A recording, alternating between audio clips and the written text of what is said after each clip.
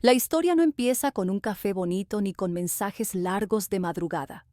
Empieza cuando me subí a su coche. Nada más cerrar la puerta, lo supe. Ese segundo exacto en el que el olor a alcohol te golpea antes que cualquier pensamiento. Un olor agrio, pesado, imposible de confundir. Él sonreía demasiado. Movía las manos de forma brusca, como si el volante fuera un juguete y no una responsabilidad. Intenté convencerme de que exageraba. Siempre hacemos eso, ¿no? Minimizar para no parecer dramáticas. Le dije con voz tranquila que prefería bajar, que no me encontraba bien. Ni siquiera grité. No hubo escena. Él me miró de reojo, sonrió más ancho y aceleró. Sentí cómo el coche respondía con un rugido seco, cómo mi cuerpo se iba hacia atrás por la fuerza. El corazón empezó a latirme en los oídos. Pensé, no tengo control. Esa frase se me quedó clavada como una astilla. La carretera de noche tiene algo hipnótico cuando no tienes miedo. Cuando lo tienes, cada farola es un latigazo de luz, cada curva una amenaza. Le pedí que parara, le supliqué. Le dije que tenía miedo. Me temblaban las manos, me sudaban las piernas, sentía náuseas. Él se reía. No una carcajada, no. Una risa baja, satisfecha, como si mi pánico fuera una confirmación de su poder. En mi cabeza se mezclaban pensamientos absurdos y terribles. Mi madre llamándome mañana sin saber que yo no contestaría. Mis amigas diciendo, qué raro, si había quedado con ese chico. Mi cuerpo hecho un número en una estadística. Nunca había sentido el miedo así, tan físico. No era ansiedad, era supervivencia. Era el instinto gritando más fuerte que cualquier educación o cortesía. Recuerdo agarrarme al asiento, notar cómo el coche daba un pequeño bandazo, y pensar que ahí se acababa todo, que esa era la cita, la última. Y al mismo tiempo, una parte de mí se enfadaba conmigo misma. ¿Cómo he llegado aquí? ¿En qué momento confundí atención con respeto, intensidad con cuidado, carisma con seguridad? No sé cuánto duró. El tiempo se volvió espeso, elástico. Cuando por fin redujo la velocidad, cuando el coche se detuvo en un arcén oscuro, el silencio fue casi peor que el ruido. Un silencio denso, lleno de lo que podría haber pasado. Yo estaba viva. Y ese pensamiento, tan básico, me rompió por dentro. Escribo esto porque aún me tiemblan las manos al recordarlo. Porque antes de hablar de decepciones, de humillaciones emocionales, de citas fallidas, necesito decir esto. A veces la línea entre una mala cita y algo mucho peor es aterradoramente fina. Y yo la crucé sin darme cuenta, creyendo que solo iba a conocer a alguien nuevo. Para entender cómo acabé en aquel coche, necesito retroceder. Hay que remontarse a cómo empezó todo, al primer encuentro con él, que a primera vista parecía inofensivo, incluso encantador. Porque la trampa siempre empieza con algo que quieres ver, la versión buena de alguien. Y yo, ingenua, quería creer que esta vez sería diferente. Lo conocí en una terraza de Malasaña, una tarde de domingo soleada, de esas en las que el aire huele a pan recién horneado y a café con leche. Él llegó en un coche enorme, un regalo de sus padres, brillante y limpio, como si el mundo entero debiera admirarlo. Su manera de caminar era confiada, casi arrogante, y su sonrisa tenía algo magnético. Me tendió la mano con seguridad, y yo me dejé atrapar por esa seguridad, por la sensación de que en sus ojos había alguien que podía protegerme, o al menos eso creía. Hablamos de todo y de nada. Me contaba historias de viajes que no había hecho, de logros que parecían más grandes de lo que probablemente eran. Y aún así, había algo en él que me atraía. Sabía escuchar. A veces, muy de repente, se volvía sorprendentemente atento. Recordaba un detalle que yo había mencionado. Me preguntaba cómo estaba mi hermana o si me había gustado aquel libro que él también había leído. Esos momentos me hacían olvidar el ego, las mentiras, y solo quería estar cerca de esa parte de él. En ese primer encuentro hubo señales que deberían haberme hecho fruncir el ceño. Hablaba de sí mismo como si todo girara a su alrededor. Se reía de forma despectiva de los camareros si cometían algún error mínimo. A veces soltaba comentarios sobre mujeres que no entienden nada, y yo sonreía incómoda, intentando convencerse de que era solo un mal chiste. Pero había algo más, una chispa, un destello de vulnerabilidad que aparecía solo cuando creía que nadie la veía. Una vez me confesó que sus padres tenían expectativas imposibles de él. Siempre quieren grandeza, y no saben lo que es vivir sin presión, dijo con los hombros caídos por un segundo. Fue entonces cuando pensé que quizá, detrás del chico vanidoso y seguro de sí mismo, había alguien real, alguien que podía sentir, alguien que podía ser diferente. Ese primer encuentro terminó con un café demasiado caro y una sonrisa que me hizo creer que podía haber algo más. Me acompañó a la parada del metro, me dio un abrazo demasiado largo y me dijo: «Me encantaría verte otra vez. Creo que contigo tengo suerte». Y yo, ingenua, creí en esa suerte. Creí que la historia comenzaba bien. No sabía que esa suerte sería una cuerda floja sobre la que iba a caminar durante meses. Una sucesión de giros que me dejarían más confundida, herida y humillada de lo que jamás imaginé. Mirando atrás, ese primer café fue el comienzo de un patrón.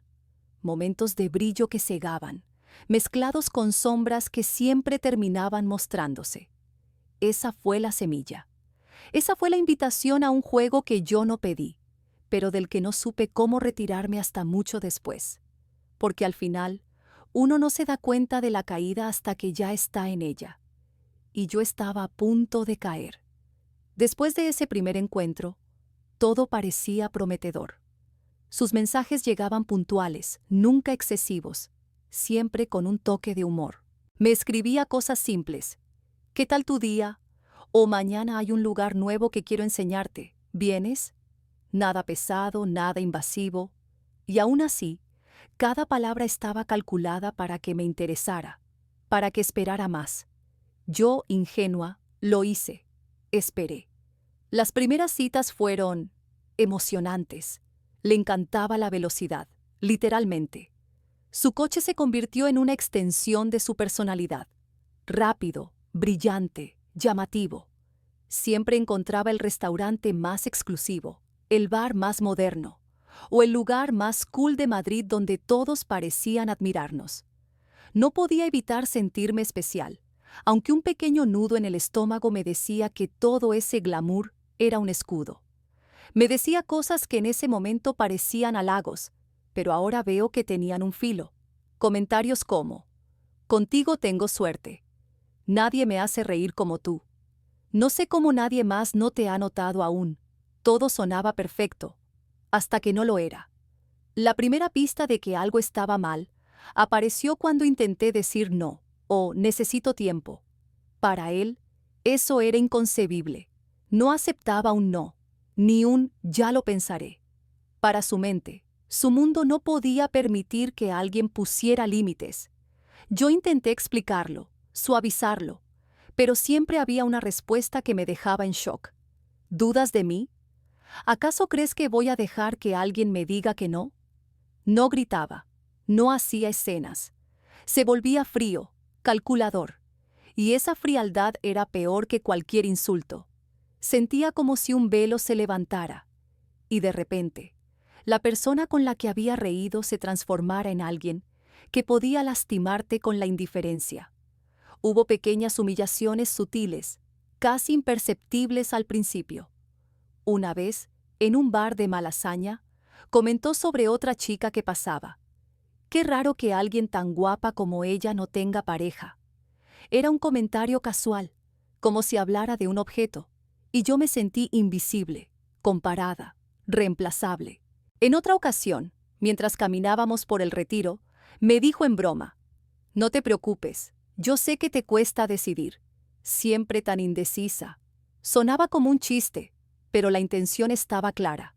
Ridiculizar mi seguridad, mi capacidad de elegir, Cada vez que surgía algo que yo no esperaba o no aceptaba, él encontraba una manera de señalarlo con una sonrisa de suficiencia.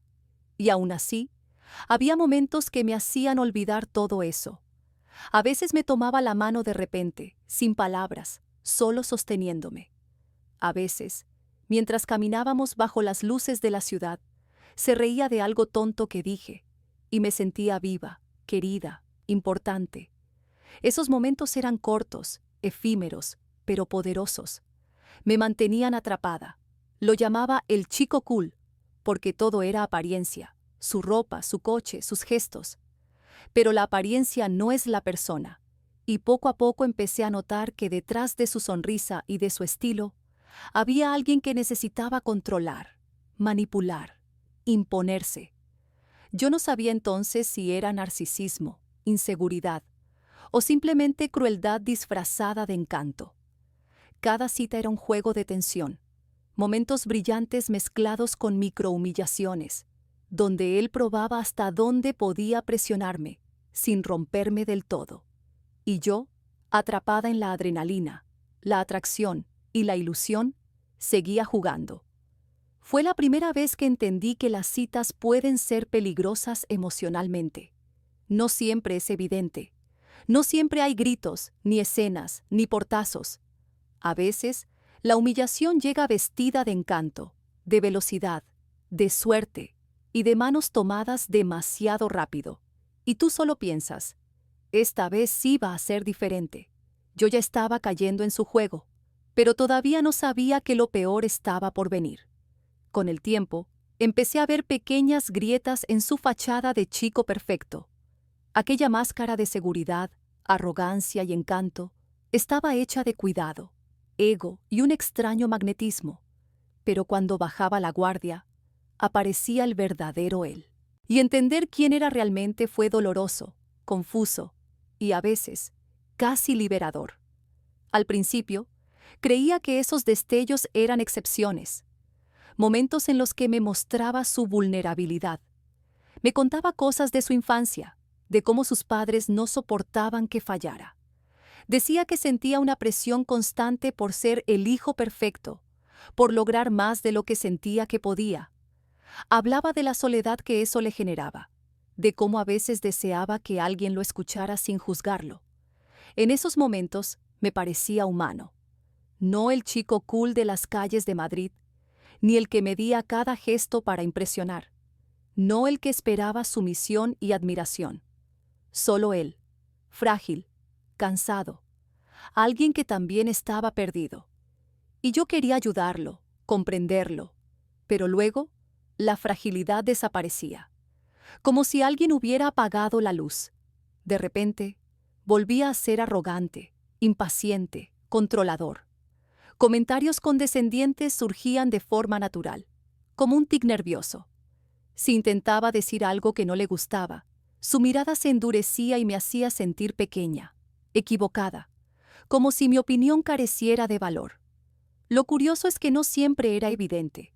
Sus cambios eran sutiles, imperceptibles si estabas concentrada en los momentos buenos, pero cuando aparecían, eran devastadores.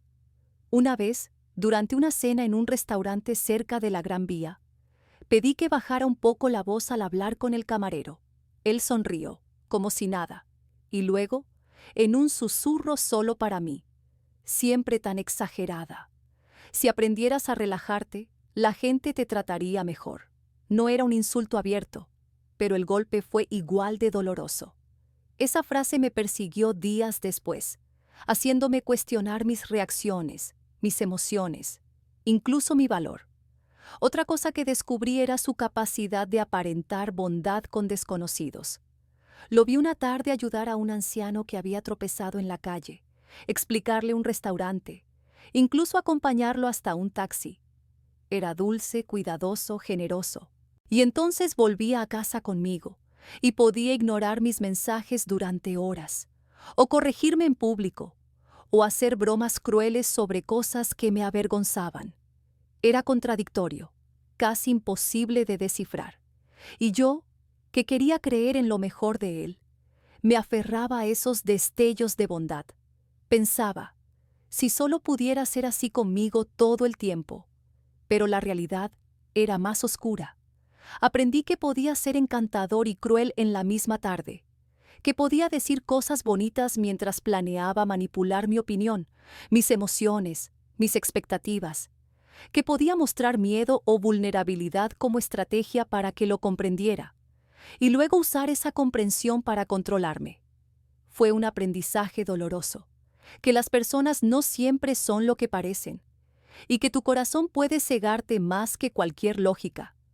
Aprendí a leer entre líneas, a sentir la intención detrás de cada palabra, a dudar de cada gesto que parecía inocente. Y sin embargo, me seguía atrayendo, porque él podía ser hermoso, divertido, emocionante, porque cada vez que creía conocer su lado bueno, sentía que el amor, o la ilusión de él, estaba al alcance. Pero esa cercanía era un espejismo.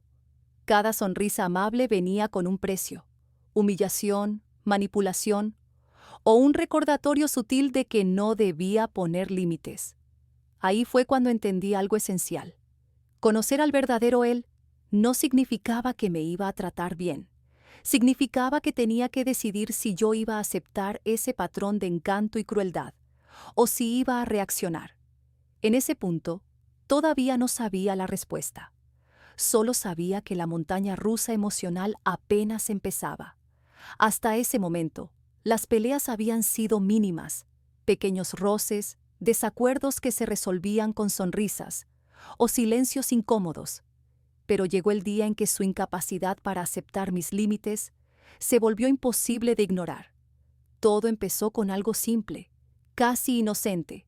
Necesitaba tiempo. Le dije que quería pensar, que necesitaba espacio para decidir si seguir avanzando o no, que no era un no, simplemente era un ahora necesito respirar. Lo dije con cuidado, con palabras medidas, intentando no herirlo. Pero él no entendió, ni siquiera escuchó. Su reacción fue inmediata, intensa, silenciosa. No gritó, no golpeó nada, pero el frío que emanó de su mirada fue suficiente para helarme los huesos. Sus ojos se oscurecieron y su mandíbula se tensó. La indiferencia que mostraba era como un filo invisible, cortante, precisa, intimidante. ¿Dudas de mí?, preguntó con voz baja, controlada, casi como un susurro que quemaba.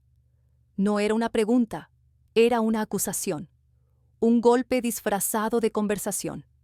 Intenté explicarle que no se trataba de dudas, que solo necesitaba tiempo para mí, para mi cabeza, para mis emociones. Pero sus gestos y silencios no me dejaban hablar. Era como si cada palabra que decía se estrellara contra un muro invisible. Lo peor no fue solo la intensidad de su reacción, sino la forma en que me hizo sentir responsable de sus emociones. De repente, yo era la culpable de su enfado, de su frustración, de su cambio de humor.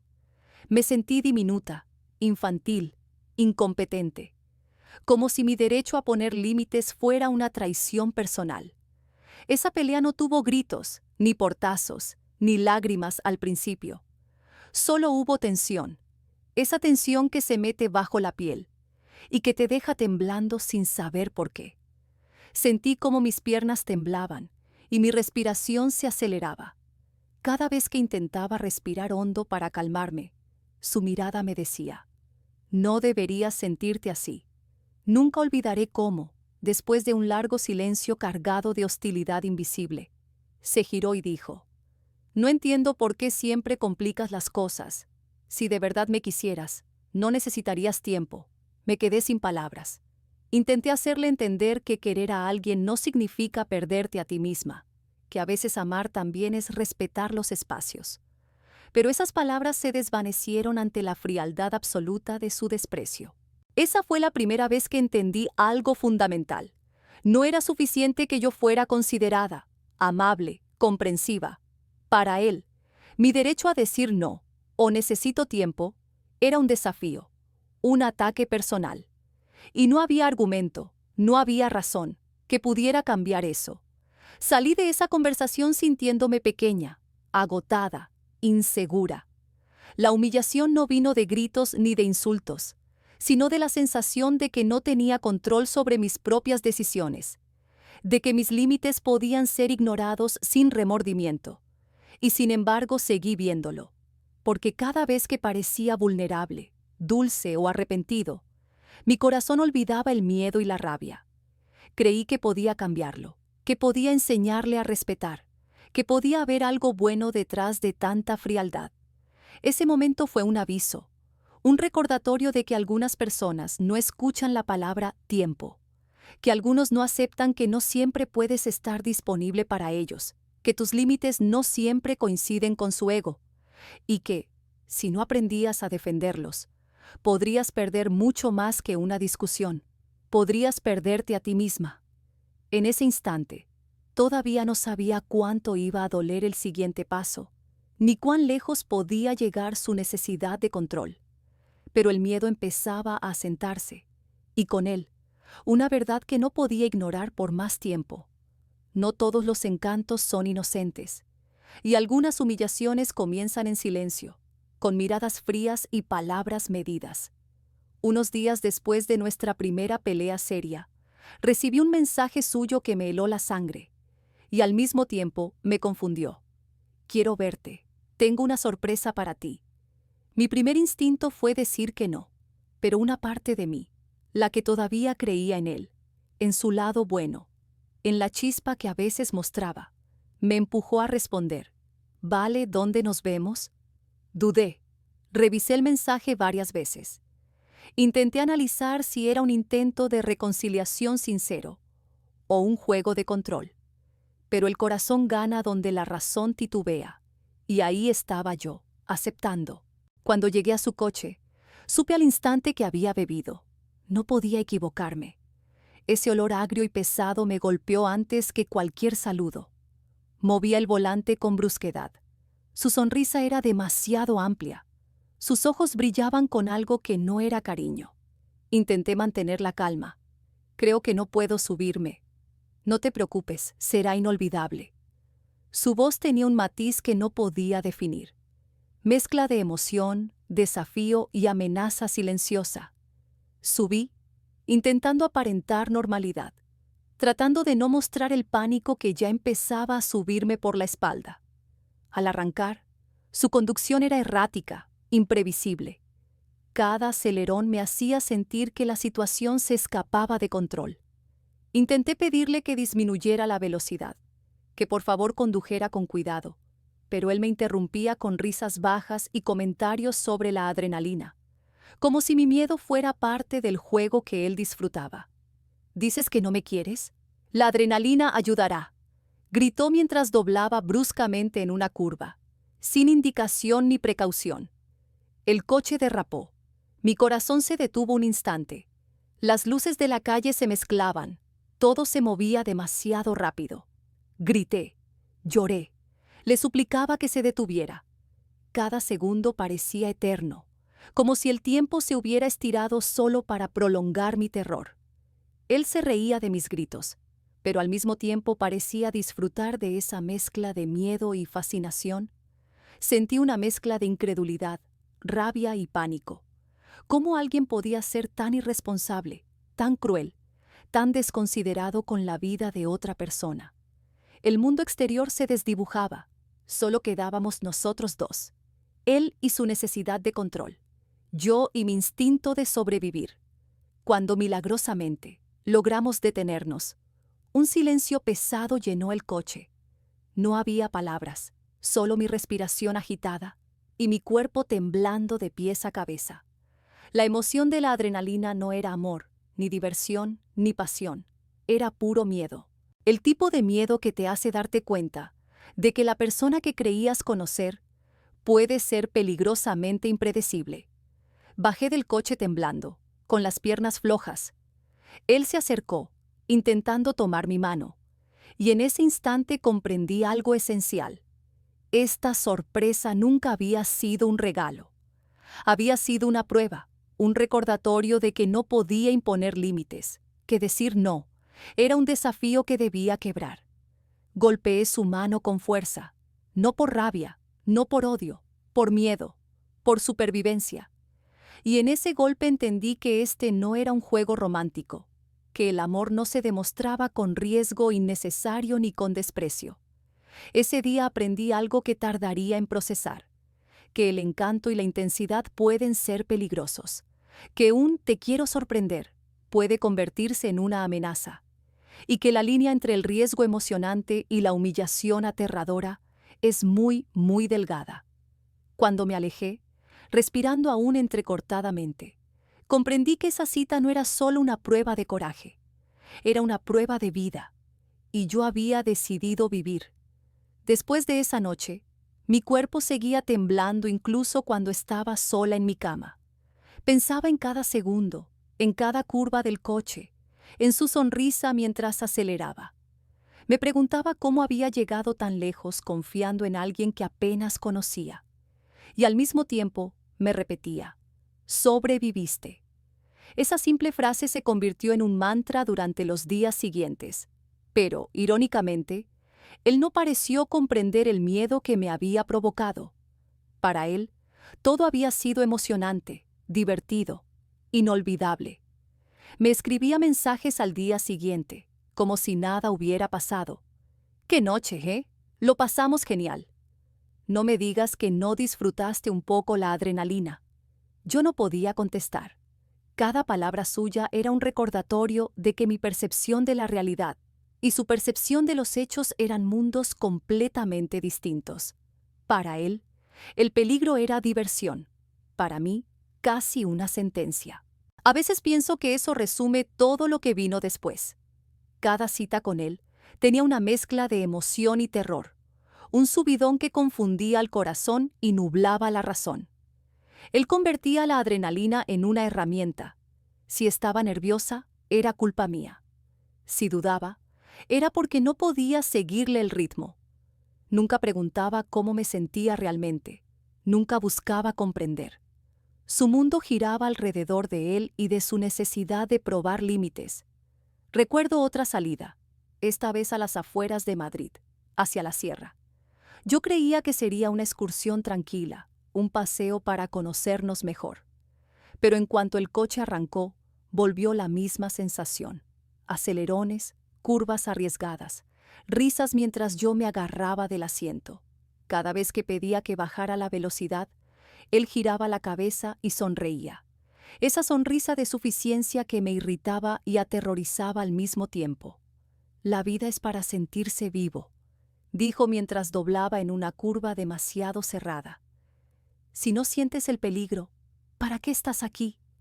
Sentí un vacío en el estómago, un frío que recorría la columna. No era vida, no era amor, era dominación disfrazada de emoción. Intenté recordarme que podía salir del coche, que podía decir basta, que podía protegerme.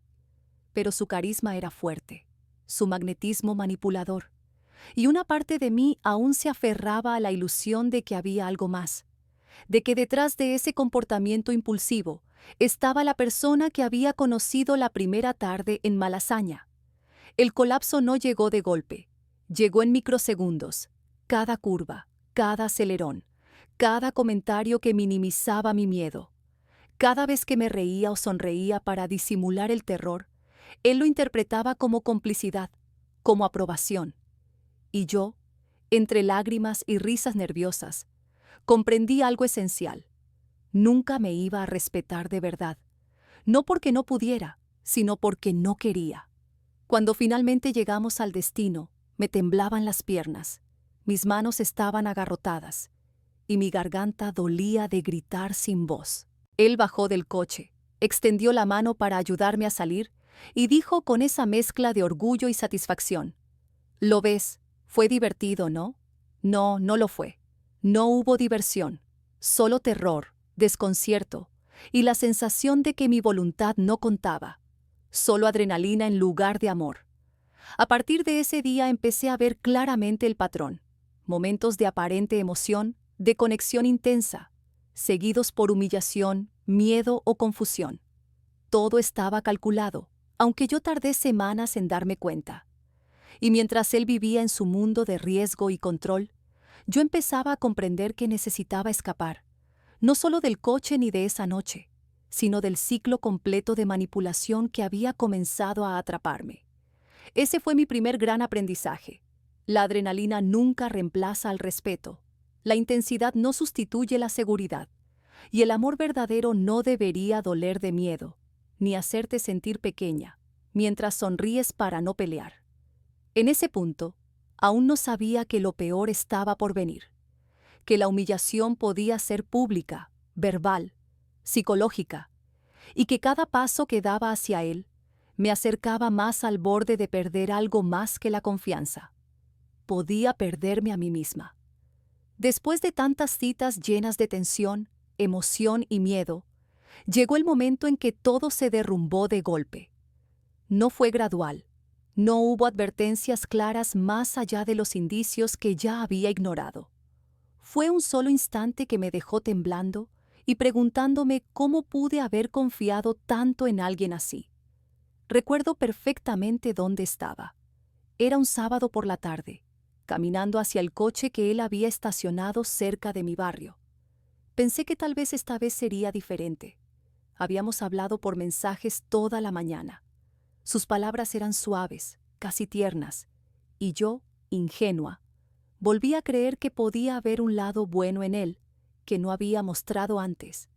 Subí al coche, intentando sonreír, intentando ignorar el nudo que ya sentía en la garganta. Apenas cerré la puerta, su expresión cambió.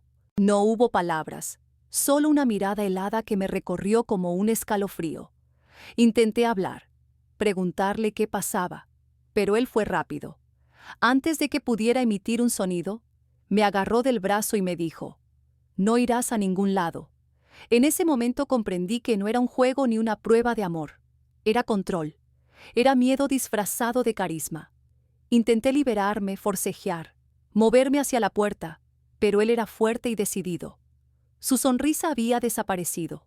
Lo que quedaba era un hombre que no aceptaba un no, que no toleraba límites, y que había esperado pacientemente para probarme. Mi reacción fue instintiva. Lo golpeé. No fue por odio ni por ira. Fue por miedo, puro miedo. Golpeé con todas mis fuerzas, con la urgencia de alguien que sabe que su vida emocional y física está en riesgo. Me sorprendió mi propia fuerza, mi propio instinto de supervivencia. El silencio posterior fue ensordecedor. Él retrocedió unos pasos, incrédulo, tal vez sorprendido por mi reacción, y yo, temblando, jadeando, con el corazón desbocado, comprendí algo crucial. Había cruzado un límite peligroso, y al hacerlo, había recuperado un fragmento de mí misma. No hubo gritos, no hubo llantos, solo el golpe y el reconocimiento tácito de que no podía permitir que esto continuara. Ese instante me enseñó que la humillación y el miedo se pueden transformar en poder, aunque sea por un segundo. Ese segundo fue mío, y solo mío. Cuando finalmente abrí la puerta y corrí hacia la acera, sentí que algo dentro de mí se rompía y se reconstruía al mismo tiempo. Había miedo, sí, pero también claridad. Sabía que no podía quedarme más tiempo en esa dinámica, que no podía permitir que alguien jugara con mi seguridad emocional y física de esa manera. Esa fue la lección más dura de todas, que algunas personas solo entienden los límites cuando son enfrentadas con firmeza, cuando la sumisión deja de existir y el miedo se convierte en acción. Y yo había actuado. Sobreviví. Todavía me tiemblan las manos al recordarlo, y a veces siento que si no hubiera reaccionado, habría perdido mucho más que una cita. Habría perdido mi dignidad, mi seguridad, y quizás una parte de mi vida. Ese golpe no fue solo físico, fue un despertar, y un recordatorio de que la valentía puede surgir del miedo más profundo. Después de aquella noche, no podía quedarme callada. No solo había sobrevivido a un episodio de miedo absoluto, sino que me había enfrentado a una humillación y a un control que iba mucho más allá de lo tolerable. No era suficiente con alejarme, necesitaba exponer la verdad, aunque me temblara la voz y me doliera el corazón al hacerlo. Decidí hablar con su padre. No fue fácil. Nunca me había imaginado involucrando a alguien más en mi vida sentimental, menos en algo tan oscuro, pero entendí que si quería protegerme y quizás ayudarlo a él también, no podía guardar silencio. Lo encontré en su despacho, entre pilas de documentos y un café humeante, con esa expresión de autoridad que siempre lo caracterizaba. Tomé aire, intentando que mi voz sonara firme y clara, aunque el temblor interno me traicionaba. Necesito contarte algo sobre tu hijo.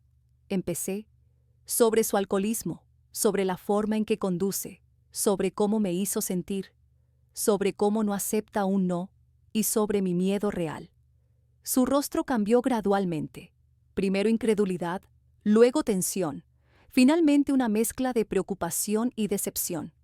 No hubo gritos ni reproches hacia mí, solo silencio mientras absorbía cada palabra.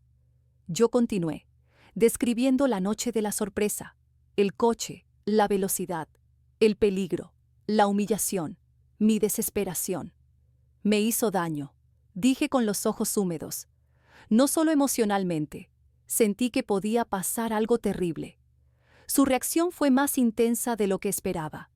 Vi cómo la imagen del hijo perfecto que él había proyectado para el mundo se desmoronaba.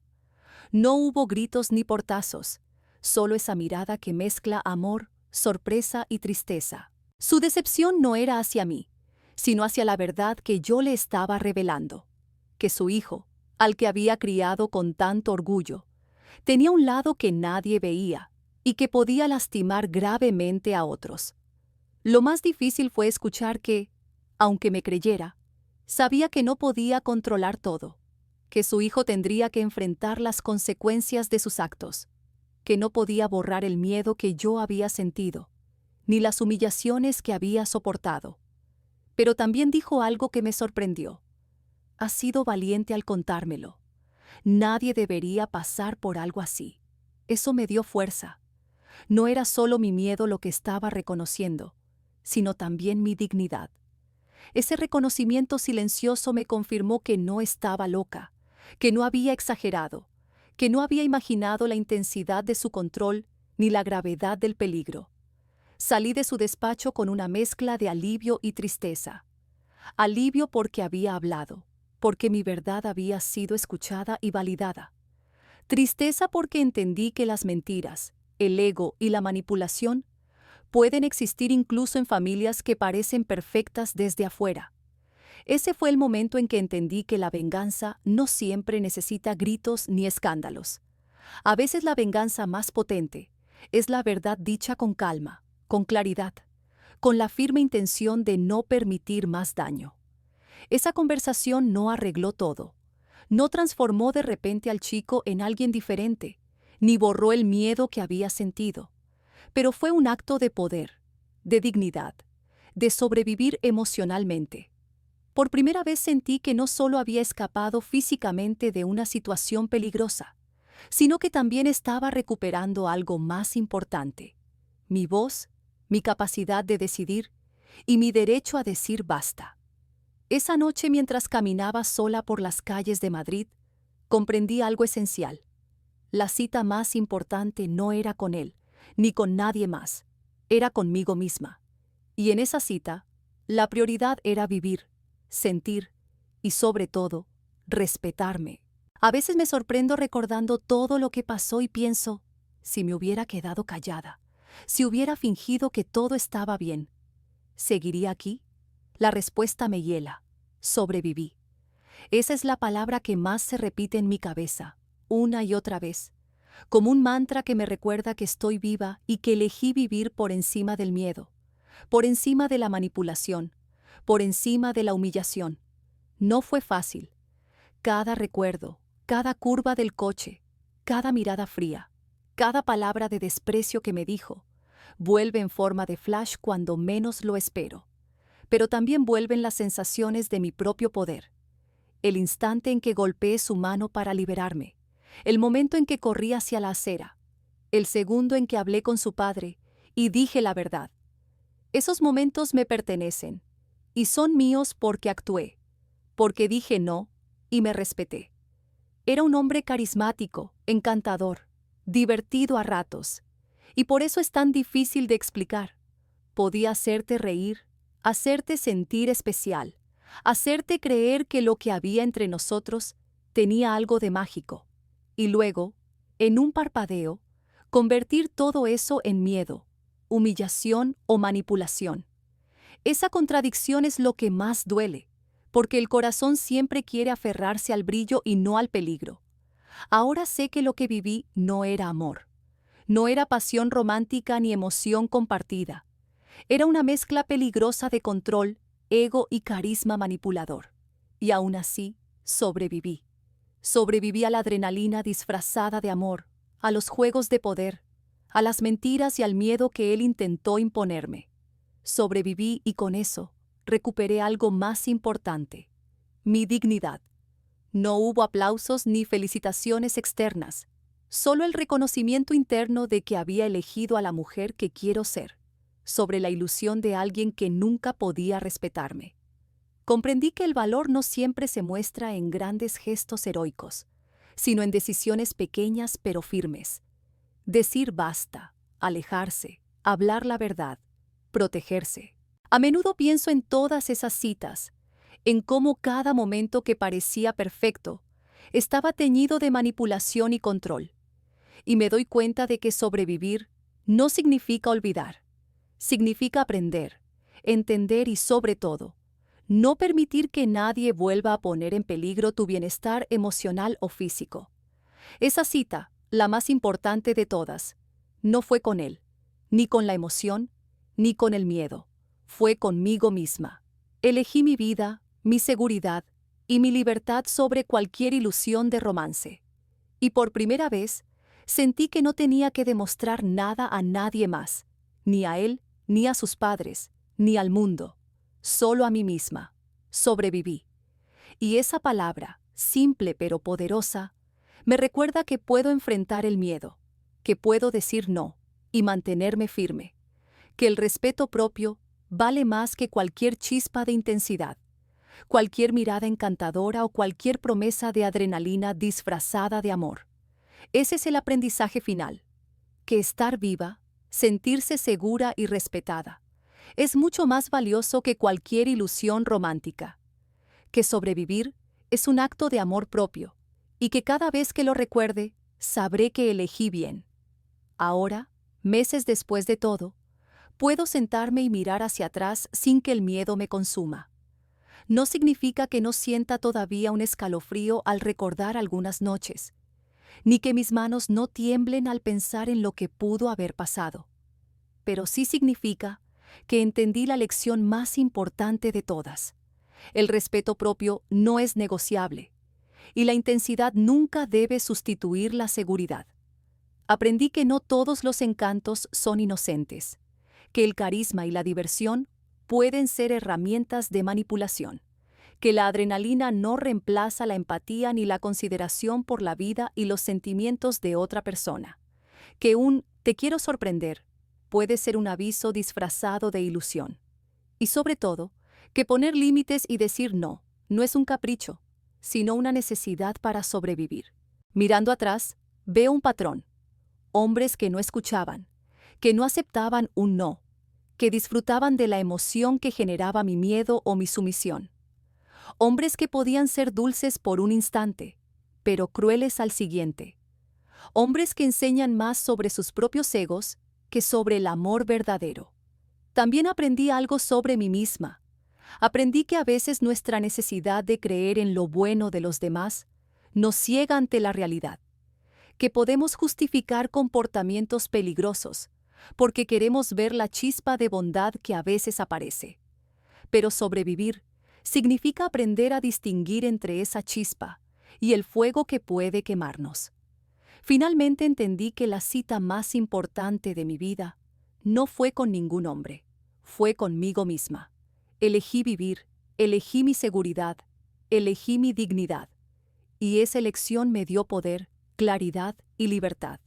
Porque incluso en el miedo más intenso, siempre existe la posibilidad de decir basta y recuperar el control de tu propia vida.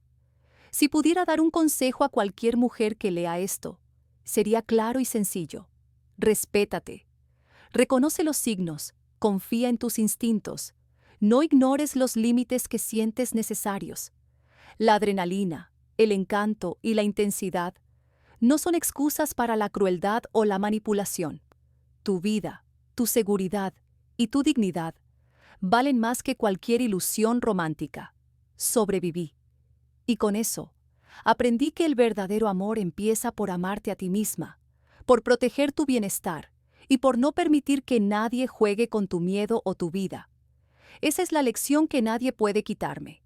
Y es la lección que, espero, otras mujeres puedan llevar consigo antes de tener que aprenderla de la manera más dura. Porque al final, la cita más importante siempre será la que tengas contigo misma. Y en esa cita, elegí vivir.